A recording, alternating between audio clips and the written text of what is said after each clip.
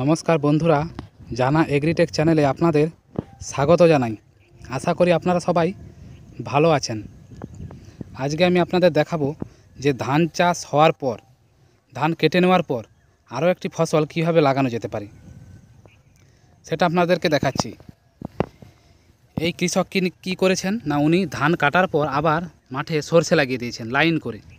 এইভাবে লাইন করে যদি সরষে লাগানো যায়, এখান থেকেও আবার ভালো অঙ্কের কিছু রোজগার করা যায়। এইভাবে যদি সরষে চাষ করেন কিছু সার ছাড়াই, এটাও একটা ভালো ফলন দেবে।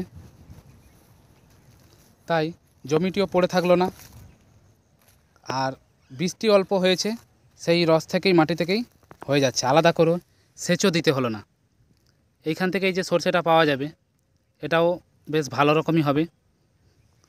তাই বন্ধুরা, আপনারা যারা মাঠে চাষ করার পর, ধান কাটার পর জমি এমনি ফেলে রাখেন, যদি সাময়িক একটু জলসেচ দেওয়ার সুযোগ হয় একটু দিয়ে দেবেন, আর এইভাবে সরষে লাইন করে লাগিয়ে দেবেন, তাহলে দেখবেন এখান থেকেও বাড়ির মতো সরষেটা আপনার হয়ে যাবে।